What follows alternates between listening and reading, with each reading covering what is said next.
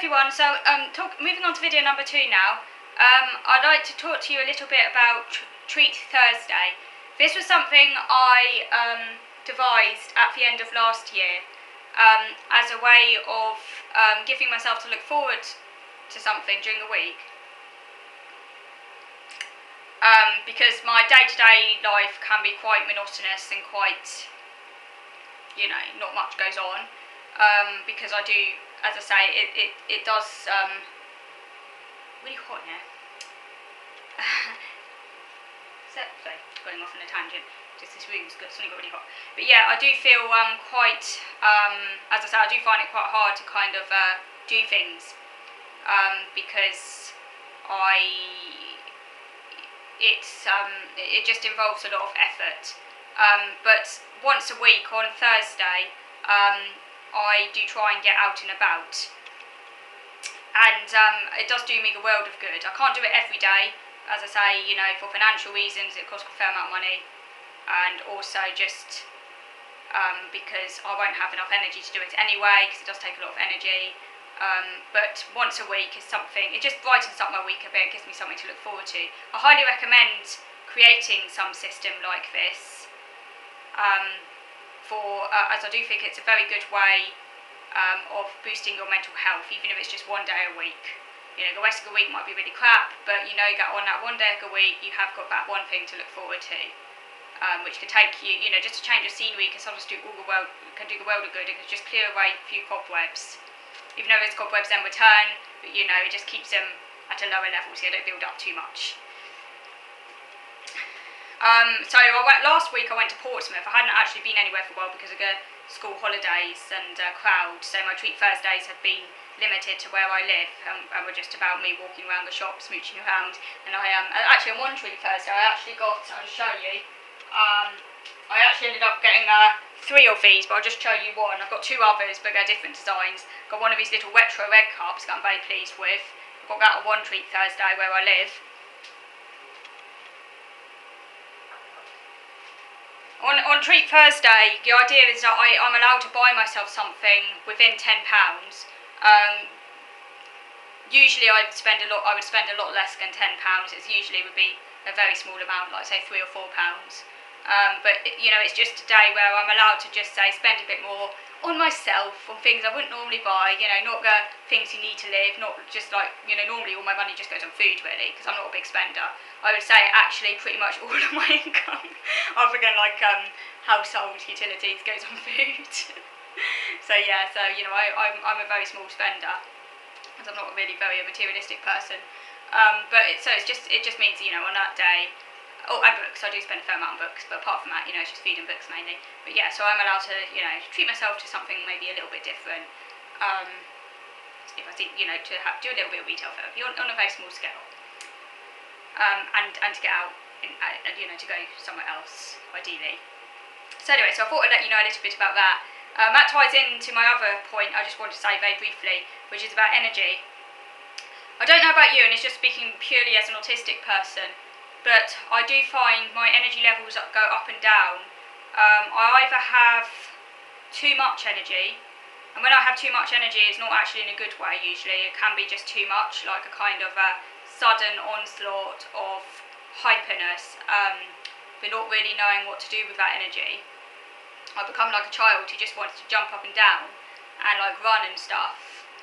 But it's kind of like energy that doesn't really have any real direction to it. And then other times, most of the time, I feel really quite sluggish. And yeah, I was wondering if any of you can relate to this, because it's kind of like I feel like my brain or mind is operating at it can't keep up with the pace of the world. Like the world goes too fast, and I find the activities of living, like just existing life, very difficult,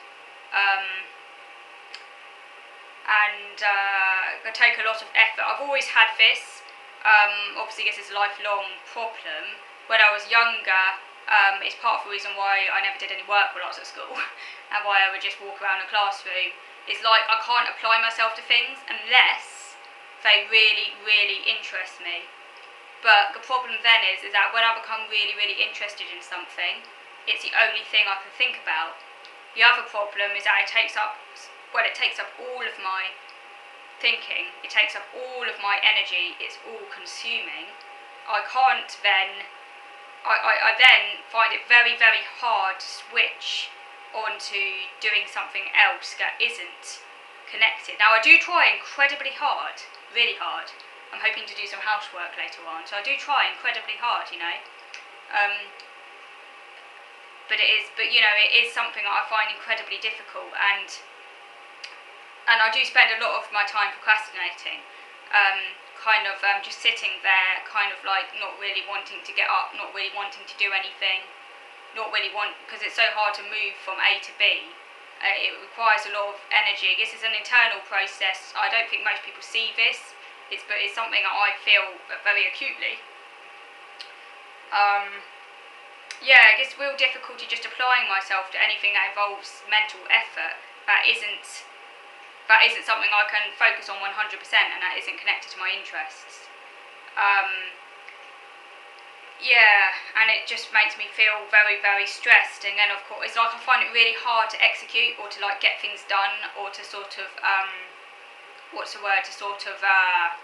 do things. That I find the whole activity, the whole of life, the whole of existence very, very monumental, like it's a massive hill that has to be climbed.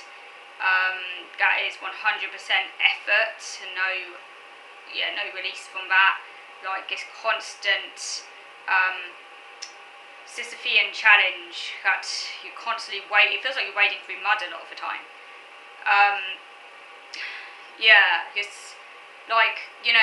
I don't know, how do you live your life? Because it doesn't come with a manual, does it? It doesn't come with a manual, and I think and the other problem is that I think too much. My mind will not shut up. I think all the time about why we're here, what's the point in existence. I think a lot about death. I think a lot about the agony and the trauma of existence, and my mind won't shut up. It thinks about it all the time. It can't not think about it.